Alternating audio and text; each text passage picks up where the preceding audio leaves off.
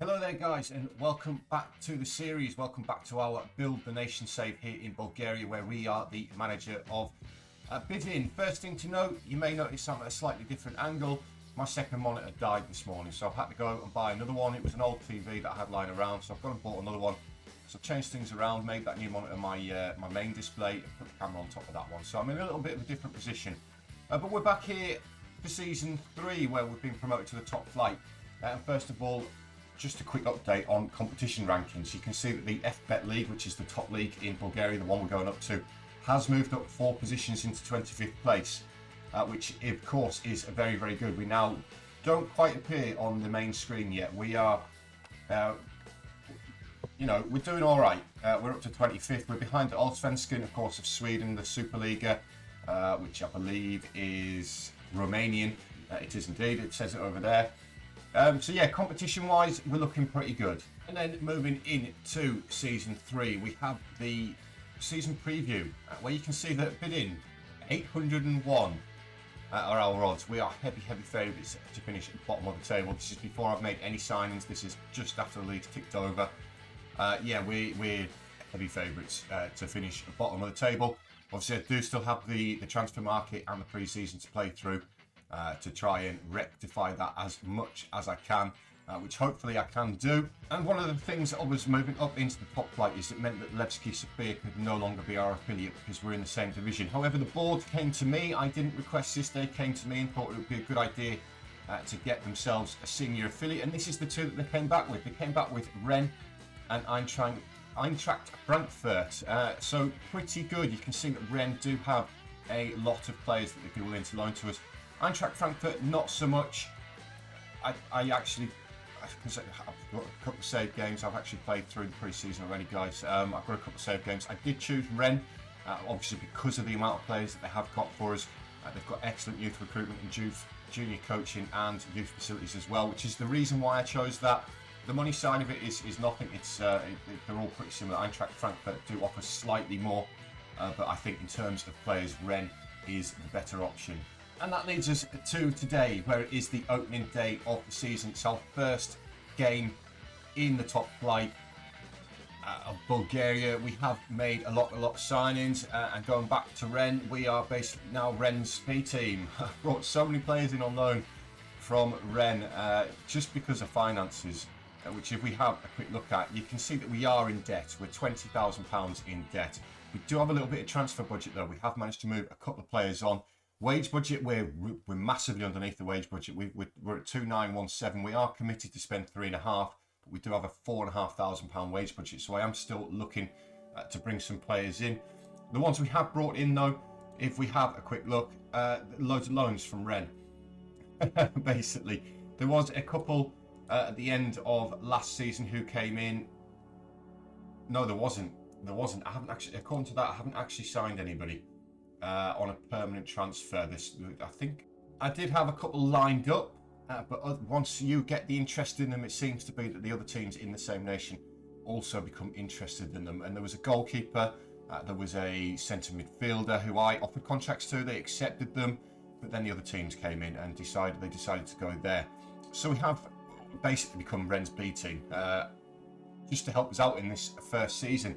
And the first of which have come in is Maurice Nanguay, I'm going to say Nanguay, a left-sided defender. Again, not the best players. It's more about the finances for me and just trying to survive. But he is a left-sided player. Unfortunately, my assistant doesn't quite rate him. He thinks he's a second-tier player, but he is consistent, which is good. He's got good speed. He's not too bad going forward, so he could be. In fact, his natural position is an attacking wing-back. So moving into the tactic, he could become the one that runs with the ball. But he's got good crossing ability, good dribbling ability for this level. He's got great pace as well for this level. Unfortunately, I messed up with the loan again, guys, like I always do. And he's only actually here for 6 months. The next player to come in is Paulo Limon, a 19-year-old Frenchman, central midfielder, can play as the box-to-box midfielder as well. Again, he's got very good attributes for that. A decent player for most FBet League sides, which is good. So he's going to get some game time this season. Obviously, we do have Chuka and Oscar Koll, who, according to my assistant here, are slightly ahead of him. in the pecking order, but we'll just have to see how it goes. Jules Duvail is the next one, another 19-year-old Frenchman. As a winger or an inside forward on support, which is what we play in our system. Again, he's really, really good. He's got good dribbling, finishing, first touch. His pace and stamina are really good. He can pass the ball. He's good off the ball. Definitely going to get some game time on that right-hand side for us. Again, my assistant doesn't quite rate him. Down as a Vittoria Liga player, is inconsistent as well. He also, his left foot's not great. Either, but he does have potential to grow into, so hopefully he can do that while he's here. Kylian Baruti Liamba is the next one to come in on loan from Rennes, 19-year-old Frenchman. He's come in as the striker for this season. You can see as an advanced forward, he is really, really good. He's got some great finishing, some great technicals, really. Pace could do with being a little bit quicker. He's got good anticipation, composure off the ball, though. Technique, he's going to be... I know we are going to struggle this season, guys. Let's make no qualms about it. We are going to struggle down near the bottom of this season. But this season is phase 3, which is survival in the top tier. But again, he is actually a decent player. My assistant does rate him. And to complement him, we've brought in a Gabriel Tutu, a 21-year-old Frenchman, slightly older. Again, my assistant doesn't quite rate him. He's down as a second tier, so this will be more of a sort of backup player for this season to Baruti Liamba. But again, he's not too bad as an advanced forward. He's quicker, which could help him out going forward, getting some game time. But the lack of consistency and the fact that my assistant doesn't quite rate him could hamper him a little bit. Again, he's got loads of potential to grow into. But bear in mind, guys, I've got all these loans in because they don't cost us a thing. They are free. Absolutely free. But this guy's got 5 goals and 9 appearances for Rennes' second team. He's also got 4 first team appearances for Rennes as well. Jonathan Du Marcolonio, I think if I've said that correctly, is coming as a central defender. For this level of football, he's very, very good. He's 6'2". He's got good jumping, reaching, heading. He's got good marking, tackling, decent pace, decent FBet Liga player, according to my assistant. Again, loads of potential. Not really featured for Rennes' second team, but again, you know, guys, needs must. It's about survival for us. And lastly is Leo Ruil coming on that left-hand side as the inside forward. Again, second tier player, but he has played 26 games for Rennes' second team. He's also appeared for the first team as well. Loads of potential, again, to grow into. Not too bad technically, mentally, or physically on that left-hand side. There is also a couple more potentially on the way, another centre half. We've got free transfer offers in for a couple of players. I've got some players in on trial, things like that. We are trying to improve this squad as much as we possibly can. We do have some injuries as well to Chuka and Montoya, which is unfortunate to see.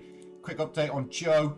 He's not really developing just yet. In fact, you can see that his progress is actually, in terms of his ability, is actually going down, but that is compared to the rest of the squad, so that does mean that we have improved the squad. But this season he's probably not going to feature too much for us in the top flight. He's actually available for the under-19s this season, so he does continue to get his game time. So what all those signings have done for us, all those loan signings, they've slightly moved us up in the table. We're not predicted to finish bottom now. We're level with PFK Montana. Still going to have a very, very difficult season, and it is about survival for this season, and hopefully if we do, we can build to next season, move ourselves up the table. It's probably going to take us sort of 5-6 years before we're winning the league, maybe not quite so long, depends on what happens. Obviously we're in season 3, I can start scouting properly, but I do need some finances for that, so getting into Europe is going to be critical for us to get there as soon as possible. Hopefully now we're in the top tier though, financially we'll be a little bit better off. We do have slightly more TV money coming in this season. All of our first 9 games, is that 8 games? No, 9. All of our first 9 games have been selected for television, so we are going to get some TV money coming in as well. There's no new sponsors or anything like that yet, guys. But I have done a lot of work behind the scenes. I've brought in some new coaches. We've got Milan Baros, of course, who you know. I also brought in Marek Hamšík, the former Napoli player. Still sporting his mohawk. I brought him in as well as a coach. He's got loads of discipline and determination. The main thing I was looking for, though, was personalities. I was trying to get players in, coaches and staff in who were at least sort of professional, driven, things like that. And that is because if we have a look at our under-19s, we're getting a lot of players who are coming through who are unambitious. There is quite a lot of them who look low determination. In fact, what's the quickest way to show this? Would it be in... And the reason I wanted to bring these coaches in, guys, was because we are getting a lot of the youth players coming through with poor personalities. Just look how many unambitious players have come through in recent years. Low determination, casual, temperamental. So I wanted to try and get the staffing around them so they potentially come through as professional players, because we've got one who's come through as driven, which is Velichkov, the goalkeeper, who he's actually starting today, believe it or not. He's still only 15, is Velichkov, but because of that injury to Montoya and the fact that I've not really got any other goalkeepers, he's actually going to get a start today. And one last thing to cover before we get into the first game of the season is the players who have gone out, and there's been a couple of them. There's a couple have gone on loan. Aykut Ramadan and Zahirev didn't really feature for me. The big one to leave though was Ivalio Klementov. He came to me, he was unhappy, he wanted to move on to a new challenge. So unfortunately he's gone. We got £23,500 for him, which is not massive amounts. He was valued around about 70. But he got his wages off the book. You can see now that he's on 1.8k a week, and I can't offer that to players, unfortunately. He did perform exceptionally well for us, though, both the seasons he was here, but unfortunately he's moved on. And then Vasilin Markov, again, didn't really feature too much for me, but we did get £15,500 from the central defender. Again, it's got his wages off the book. It's brought a little bit of money into the club. So let's go and get into our first fixture in the top flight, and hopefully we can actually get a semi-decent result. We are taking on a Botev Vraka, who are the team who are predicted to finish just above us in the table. And this is the lineup that we're going to be starting this season with. Like I say, it's going to be Velichkov in goal, the 15-year-old, in as a needs must, unfortunately, because of the injury to Juan Pablo Montoya. Atanasov is still here. Continues, he's had a great time of it here. 50 appearances now for the club, obviously one of our first signings. He's had two very, very good seasons. A decent player. Again, my assistant doesn't quite rate him. Areas to improve as time goes on. Ditchev, again, not really featured massively for me in the centre of defence. The 32-year-old Bulgarian comes in today. Again, he's actually considered to be a third-tier player, which tells you how poor he is. But we do, unfortunately, still have that injury carrying over from last season to Borisov with that broken lower leg. He's out for 3 to 6 weeks still. He's on the bench because of my lack of players, as you can see here. Obviously, the injuries. Players in on trial as well. Hopefully, some of these come in. I have also a contractor, Musa Diakite, in the centre of midfield. Looks like a decent player. My assistant does rate him, so he could potentially be coming in. Alongside him is on loan Du Marcelino. Hoping good things from him, and Mangue on the other side, the Frenchman, as the left fullback. Into midfield, the ball winning midfielder is the other way round. Is going to be Cole, the Spaniard who we signed last season. Decent player, doesn't like big matches, but is considered to be a decent FBet Liga player. Alongside him is going to be the on loan Paulo Lehmann. Hopefully he can hit the ground running and have a decent season. One thing we do not have in the top flight, guys, is we don't have to play any under 21 Bulgarians, so that frees up my squad selection just a little bit. I'm only allowed 5 non-EU players in the matchday squad. I can register more than that in the squad, but I'm only allowed 5 in the matchday squad. Well, that's not something that really affects us at the minute. The only one would, at the minute, be Juan Montoya and possibly Diakite if he came in. We're not really affected by that too much. On the right-hand side is going to be Jules Duval on loan from Rennes, of course. Ivanov, Yanoslav Ivanov, the 33-year-old Bulgarian, comes in as that attacking midfielder for today. Again, that is an area that I am looking to improve, but that would possibly be Chuka when he is back from his injury. He's back for 5 to 11 days, so he's probably going to play there. Ruil on the left-hand side, and then it's going to be a Baruti Liamba as the forward for today for Rennes B team. So there's the first lineup of the season, guys. Let's go and see how we get on the top flight. hopefully we can pick up a result.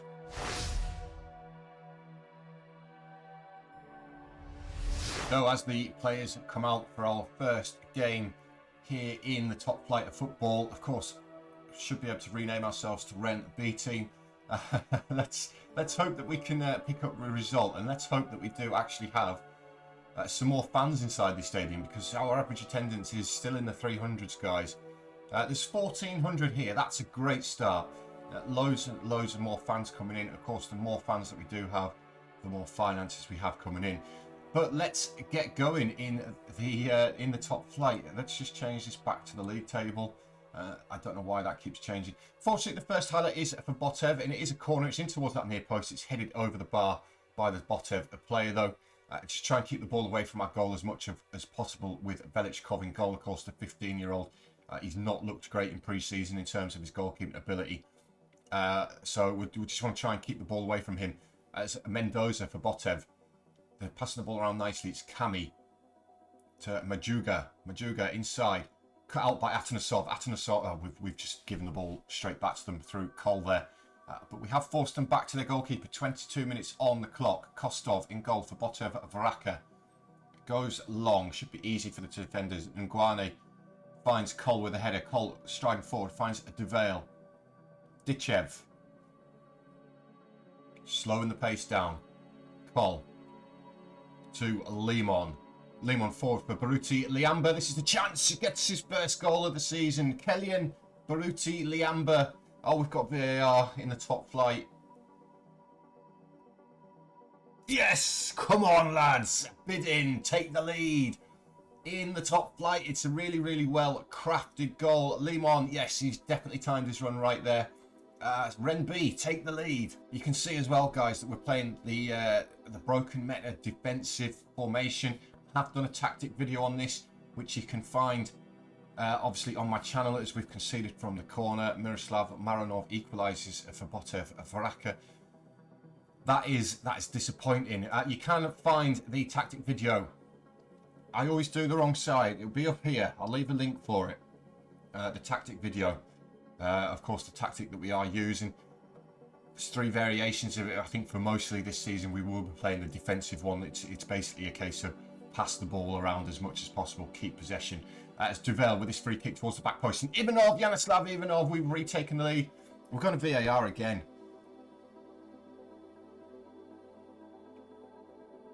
Is this going to be every single goal decision? It's been awarded, which is great. We've taken the lead again on 39 minutes. It's a good header at the back post from Ivanov. I don't know why we had a VAR there. There was absolutely no... I'm going to see if I can turn VAR off, guys, because it's awful. It's awful. It was one of my bugbears with FM23. I absolutely hated it. But at half-time, on our first appearance in the top flight, we are leading 2-1, and we value for that lead as well, guys. Into the second half then, hour on the clock. We conceded our only goal so far from a corner. We do manage to head this one away through Paulo Limon. They do have the ball back though on the edge of our area still. They fed it nicely to Diogo Raposo, and he levels the game again for Botev Varaka. Poor defending there from our point of view, really. He was in far too much space. It's a good header away initially from Limon. We don't... Cole does put a bit of pressure on the ball, but we've fell asleep here at left back, and that is the number 5. That's Nangue, who's left his man behind him, Diogo Raposo, and he does equalise for Botev Varaka. And we're inside the final 10 minutes now, guys, and it does look like we're heading for a draw. It'd be disappointing. If we're going to survive, we need to be beating teams like Botev Varaka, and we could actually concede here. Rossi with the ball to the back post. Kami, they've hit the crossbar. Velichkov, he's giving me palpitations there. With the goal kick though, can we sneak a winner right at the end? We've got 3 of our players going for the same ball, and ends up back with Botev Varaka on the right hand side with Mendoza. Mendoza inside to Diogo Rasco, well cut out by Cole. Ivanov, opportunity to go down the other end. Duvale, it's slightly over, hit pass though, and Kami steps across, cuts it out, goes back to his goalkeeper, who just gets rid of the ball. And they've managed to nod it on down the line. It's Diogo Raposo inside the area, well cut out by Dichev. That was dangerous attack from Botev Varaka there. They are still coming forward though with Yoskov. Gets it across. He's put it wide. He's put it wide. He should be scoring there. And that is full time, guys. That is probably about right, the draw there, looking at the match stats. We've controlled the ball. We've had a lot more possession at 59%.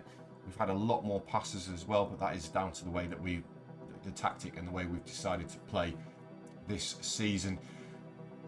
I'm disappointed to draw that, but at the same time, I'm ecstatic to have drawn that. We've got a point on our first game in the top flight.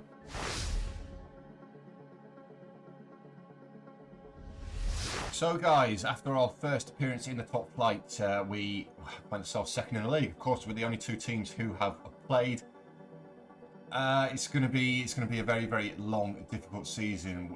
The way that the league works here in Bulgaria is we initially have a preliminary phase, which is 30 games in. It then splits into 3 groups, I believe, in the top flight. You have the Champions Group, which consists of 6 teams. The second phase, which is 4 teams, and the winner of that, I believe, qualifies for a European place. And then you have the relegation team group, which again is 6 teams. The top 2 automatically relegated. The third bottom team goes into a playoff final against the 3rd place from the tier below. So I just want to aim for not being in that bottom 3, really. That's got to be our aim for this season. Like I say, phase 3 is survival. That's going to wrap up today's episode, though, guys. We'll be back halfway through the regular season at the preliminary phase to see how we're getting on. Hopefully, got some new faces in by then, and I can start to actually pick up some points. Like I say, it is going to be a difficult season, though, so don't expect too much from us this season. But guys, thank you very much for watching, and I'll see you all next time.